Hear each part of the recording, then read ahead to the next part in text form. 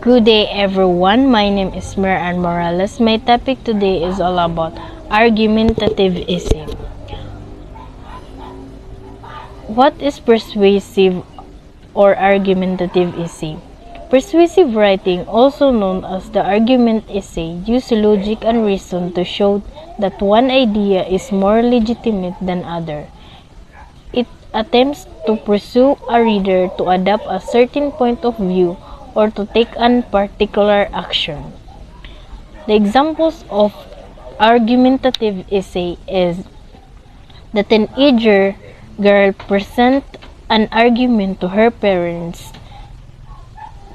regarding why she needs a cell phone that will allow her to text and use the internet. Examples of argument essay: you trying to present an argument. Examples is the teenager girl trying to convince her parents why she needs a cell phone to use an internet. Persuasive essay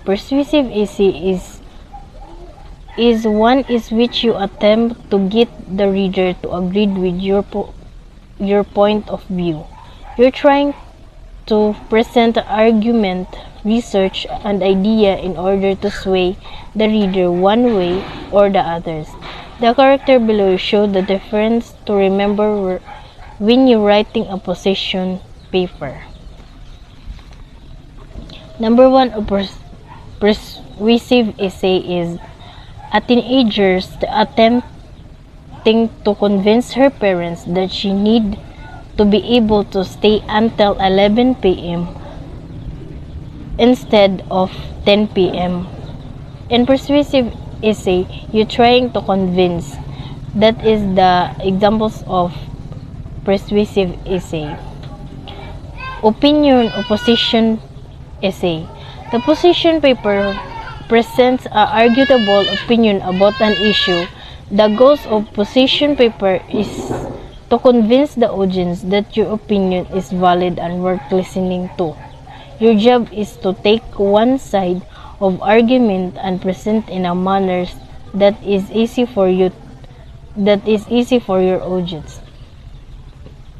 In opinion and position essay is you trying to convince the audience that your opinion is valid and defensible.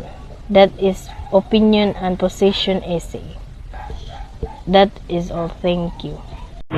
So, good day everyone. I am Florlyn Balili and I'll be discussing the thesis statement. So, kani siya, ang akong i-tackle is unsang paghimog thesis statement. So, waning mga steps. So, one sentence at the end of the introduction. Example: some Canadians may think that the death penalty is an appropriate punishment. Una siya, sample na to. Then state your opinion on the issue, often using should or must. However, it shouldn't be allowed because it is inhumane and does not reduce crime. Then list reasons to support that opinion. List those reasons to support the opinion. So, mo ni siya. Although the internet can spread misinformation, the internet is good for democracy. Then the last part is, may also mention the counter-argument. If it does use a word like although, while, despite the fact that, or however, to distinguish it from your opinion. So, mo ni siya. Because it let us exercise freedom of speech and it exposes us variety of opinion. That would be all. Thank you. Hello everyone, I'm Shaina Ivonia and today I will tackle about body paragraphs. Body paragraphs discuss one reasons from your thesis. Begin with a topic sentence that reminds the leader of your opinion and introduce the reasons that will be discussed in the paragraph. Explain the logic of the reason and provide example, facts, and statistics. So, body paragraph is any paragraph in the middle easy paper or article that comes after the introduction but before the conclusion. Generally, body paragraph supports the work's thesis and shed new light on the main topic, whether through empirical data, logical deduction, deliberate persuasion, or anecdotal evidence. So, body paragraph is the main topic or point of your essay. It put in the middle of your essay. And that's all. Thank you. Good day everyone, I am Midilinawong. Now I am going to discuss my topic, which is all about the counter-argument. Counter-argument, if you mention the counter-argument in your thesis, briefly summarize it in a body paragraph, then rebut or disprove it using logic or evidence.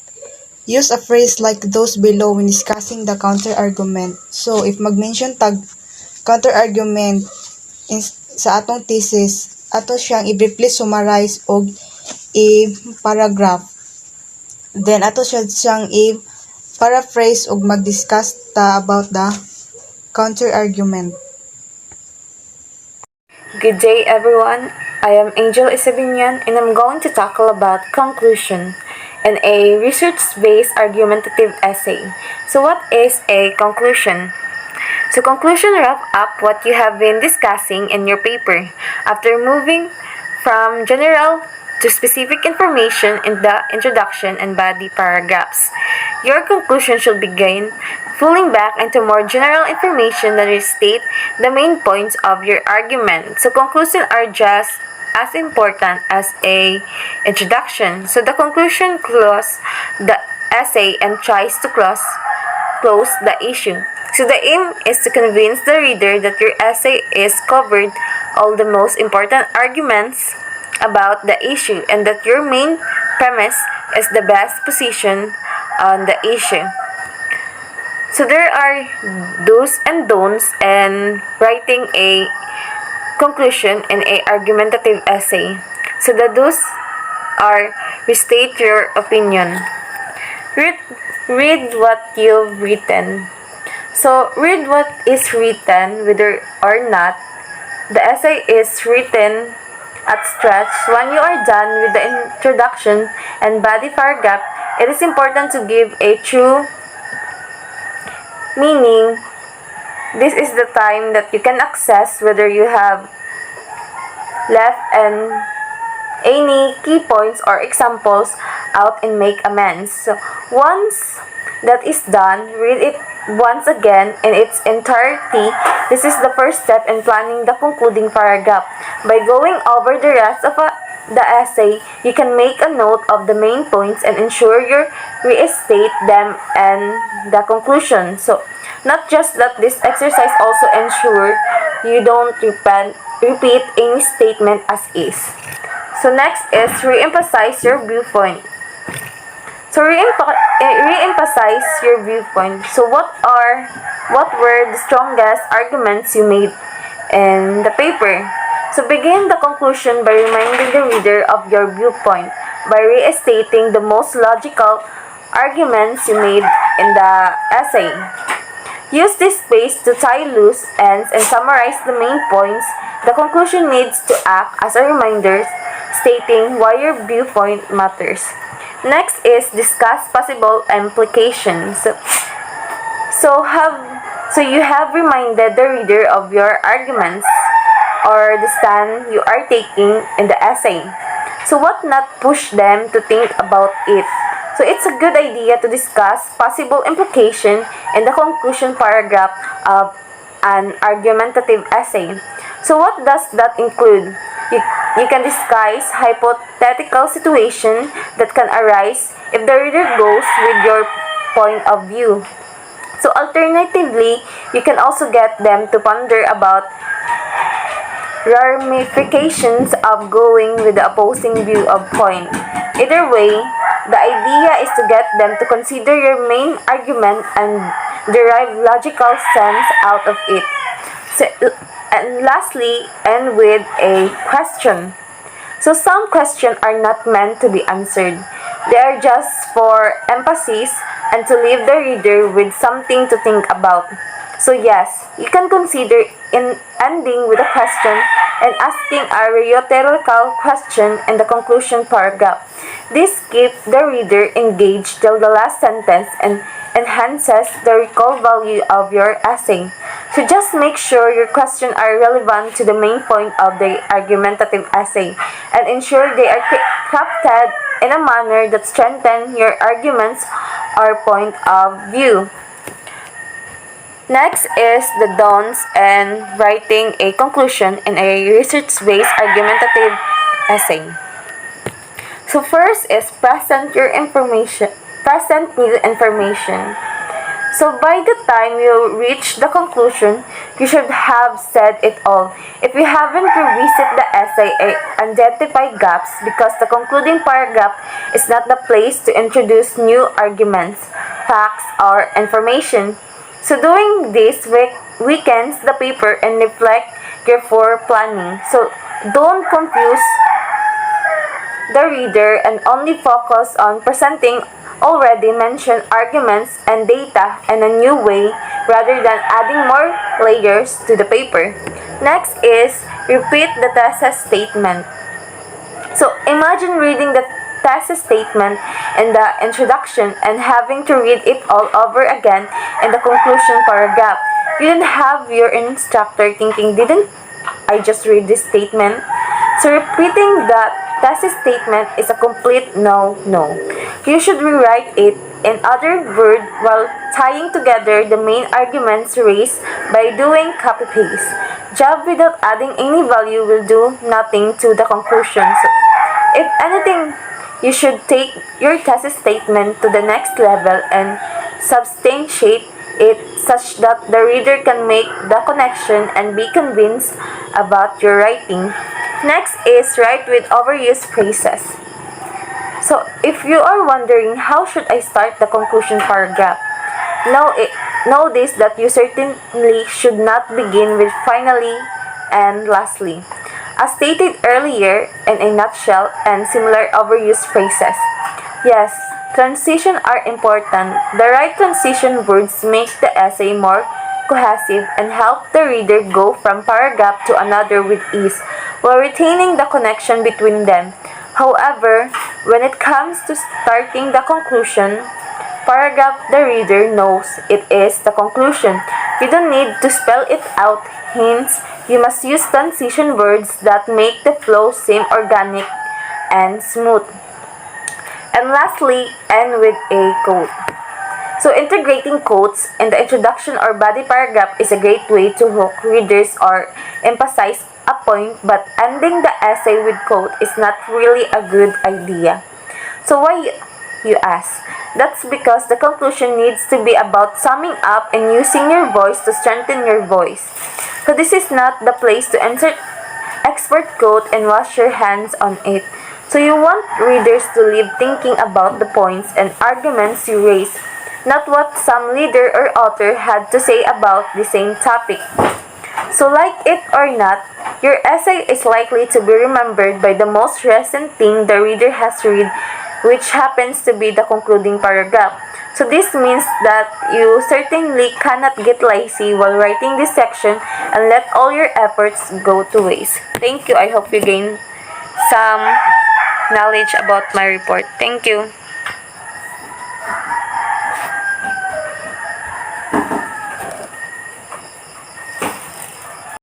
So good day, my name is Angel Isabinion and my report is all about oral presentation. So what is an oral presentation.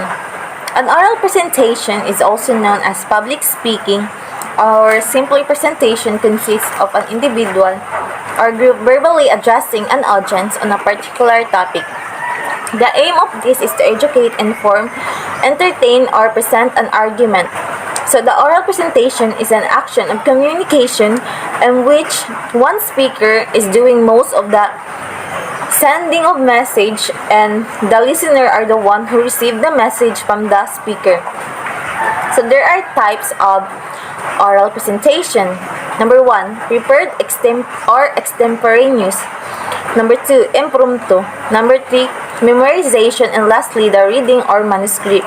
So what is a prepared or extemporaneous? Prepared or extemporaneous is a well-prepared speech that relies on research, clear organization, and practice delivery, but is neither read nor memorized. The word extemporaneous means carefully prepared but delivered without notes. Next is the impromptu. So, an impromptu speaking is a speech that a person delivers without predetermination or preparation. So, it was done without plan, organized, or rehearsed. So, it composed or uttered without previous preparation. Next is the memorized. A memorized speech is a speech that is recited from memory rather than read from cue cards or using the assistance of notes, a speech delivered spontaneously or on the spur of the moment. So there are an advantage and disadvantage of memorized speech. So in a memorized speech is that the speaker carefully faces their audience and makes a lot of eye contact, but the problem is with the memorized speech is that the speaker may get nervous and forget the part that they memorize. And lastly, the reading or manuscript. So during a manuscript speech, the speaker essentially reads the complete text to an audience from either a paper, script, or teleprompter. A manuscript speeches are typically used when time is limited or when the speech will be live streamed. So a manuscript speech is the speaker maintain his or her attention on the printed page except when using visual aid.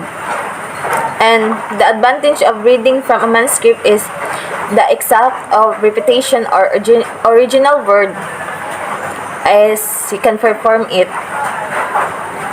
So these are the barriers to effective preparation: the fear, the lack of preparation, and lastly, the unable to control one's ideas. So how to make a good oral presentation? Number 1 is conquering stage fright. So a stage fright is also known as performance anxiety. So the fear of public speaking or performance is also called as stage fright.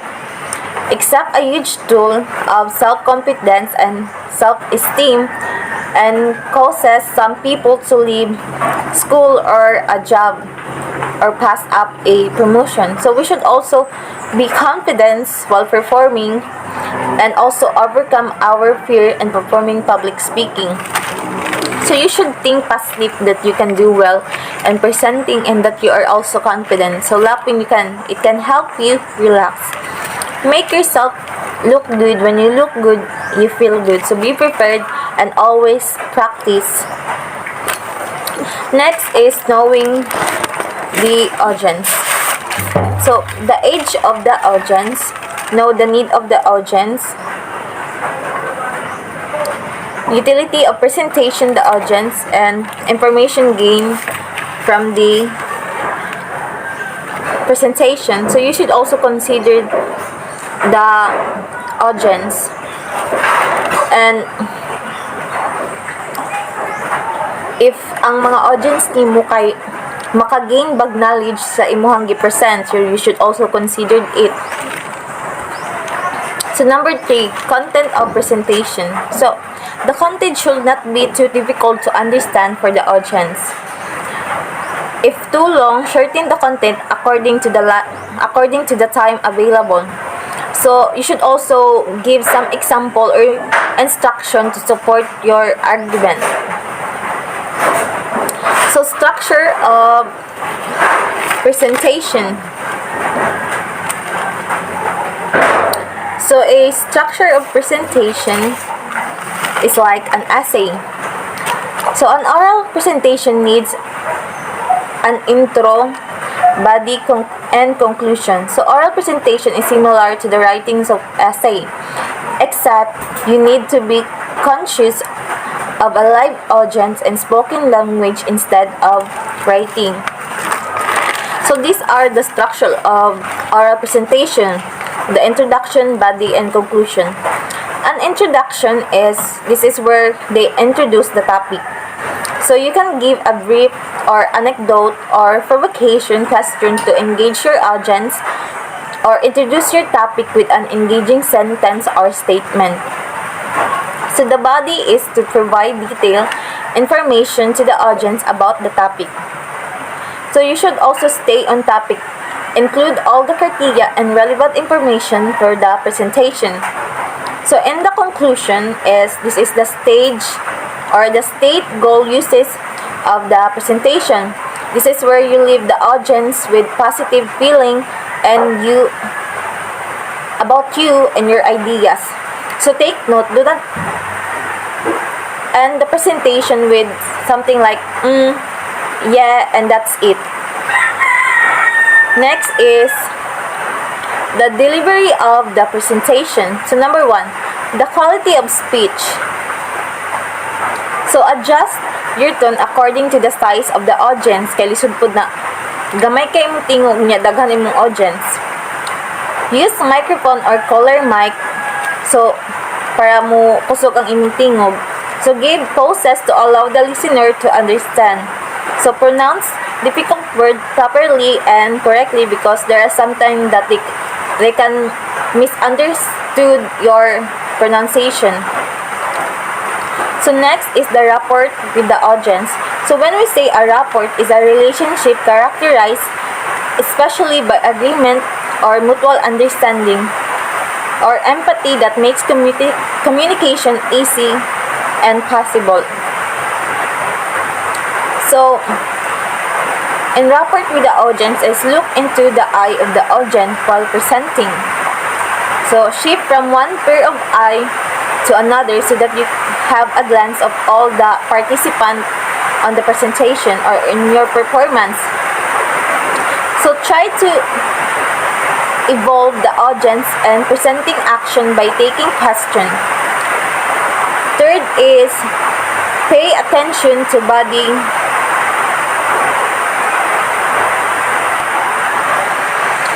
So third is pay attention to the body movement.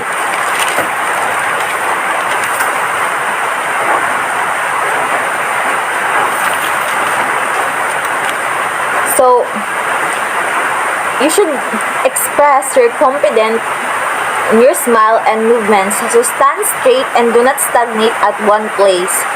Avoid unnecessary movement of hand and always dress properly or dress informal. So, lastly, the effect of use of visual aids. So, remember the value of pictures, symbols, and objectives while preparing an OHP or overhead projector. So use a plain font of substantial size, 18 point or more. So do not use more than 3 colors and practice before how to operate the equipment to avoid mistake while performing the presentation. So verbal and non-verbal communication. So when we say verbal communication consists of getting your message across using sound, words, or languages. So a non-verbal communication involves unsaid things like eye movement, body language, appearance, and facial expression. So you should also consider your facial expression and body hand gesture in performing the presentation or oral presentation. So remembering the 4S. So when we say 4S is the planning. So define purposes, analyze the audience, analyze the occasion, and select a suitable title. So you should consider what is the important about your topic. What are the important events or focus of your presentation? And to whom are you presenting? What does your audience expect to gain from listening to you? So you should also plan it. So preparation, develop central ideas, develop the main ideas, and gather supporting information. The practice, rehearse before presenting it to the audience, and time the presentation and outline the presentation. So you should also rehearse or practice before performing a oral presentation to avoid mistake while performing it. So as what I said before. And lastly, the perform. Begin the presentation with confidence. So you should also be confident while performing and conquer your stage fright. So be organized. So pay attention to nonverbal behavior and use appropriate visual aids. So that's all. Thank you.